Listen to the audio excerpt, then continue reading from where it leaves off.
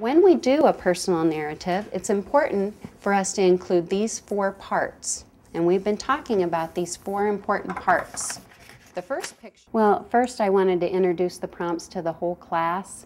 So I enlarged each prompt and didn't put the question with it at first. I just wanted the kids to just know that picture and relate with it. And at the beginning of the year I had limited readers anyway, so I wanted to just focus on just the picture to help them recall. And then I did a lot of modeling, and anytime we'd read a book or do anything, we'd refer back to those, or if kids were doing some sharing, again, we'd refer to them and say, well, did they tell us when it happened? Did they tell us where it happened and who was involved? Did they share what they did first and next and last? So we just continued to refer to them and get the kids familiar with them.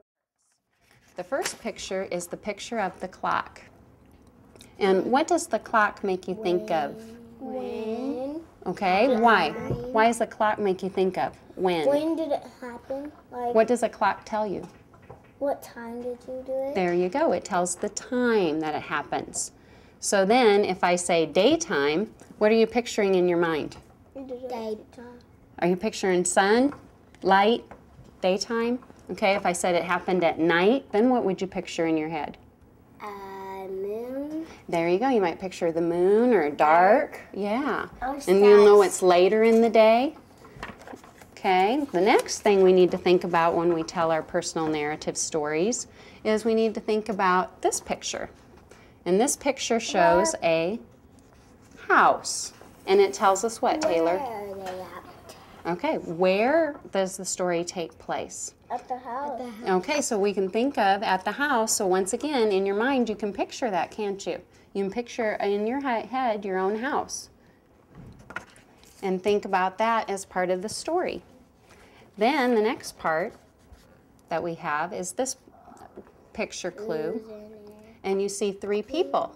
So when we see the 3 people there, we think about what important question? Who was there? Okay, who was there with you?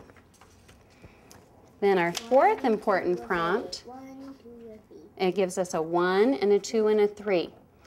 Because our audience wants to know, what did you do first? What did you do next? And then what did you do for the last thing? And that way, when you tell your story, if you use these 4 prompts, then we're going to be able to better understand your story and picture ourselves there with you.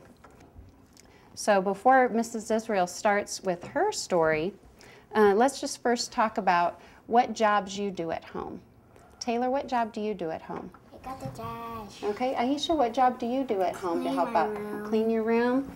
And Chandler, what job do you do at your house? Scrub the bathtub. Okay, and then Kyle, what job do you do at home? Do the laundry. Okay, you help your parents with the laundry? And Mrs. Israel also does a job at home too, so I want to share with you my story about what job I do. And I've already got one done for you, so this is something you can think about as Mrs. Israel's telling her story that you're going to be able to do for a group tomorrow. And this is a picture of Mrs. Israel, and I'm doing my job at home. My job is to do the laundry. And so now I'm going to think about my 4 prompts, and I'm going to tell each of those as I tell you about my job. Each Saturday morning, I do the laundry, and I do the laundry in my laundry room in my basement of my house. And I do the laundry, but I also have my 2 sons help, Dylan and Seth. And the first thing that we do is Dylan and Seth and we gather up all the laundry from all the hampers, and we put them in our laundry baskets, and we carry the baskets down to the basement. Next, I sort the laundry, and I put it in each load into the washing machine, and then I put it into the dryer. And then last, I'm able to fold my clothes or hang them up on hangers and put them away. And there's the job that Mrs. Israel does at her house.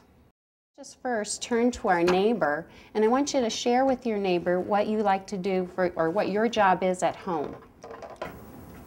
I pick up the trash in my yard and I throw it into the trash can.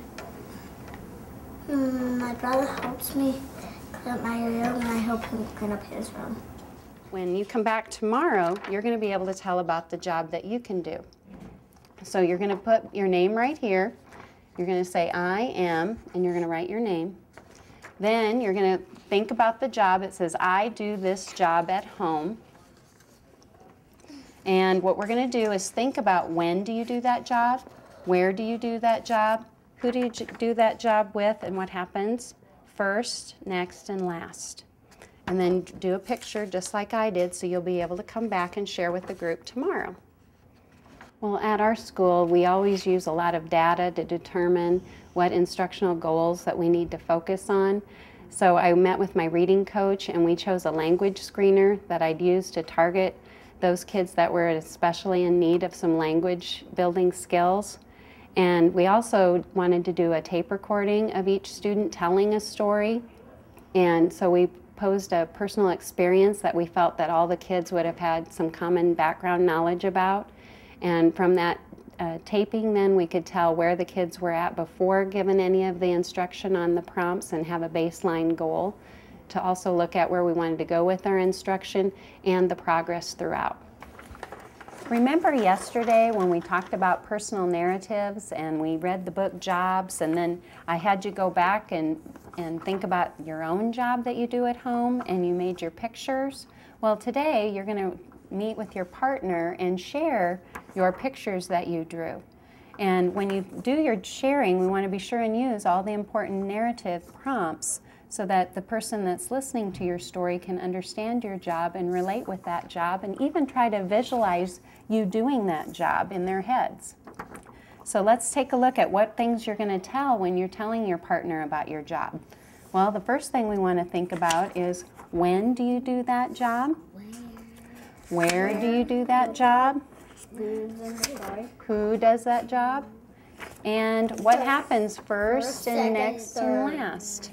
And by telling all those pieces, that person's going to get a really good idea about your job and be able to understand what your job is at home. So are you ready? Okay, well, let's have you turn to your partner now. And using your pictures, share with your partners about your picture. One Saturday afternoon, and I'm at home. That's me picking up the trash. Then I pick up the trash, then I put it in the trash can, then I take the trash out and put it in the trash can. I am Aisha. I do this job. After school, I come home. Me and my brother help each other clean our rooms together. First, Darius helps me clean my room, and second, I help him clean his room. And third, our rooms are both shiny and clean. Okay. I feel students have become more confident in their retelling. I feel they've grown on what's important to tell people so that they can start developing those visual pictures and making connections with one another, and their communication skills have grown, and they know when they're going up to share with someone the important things that they need to say.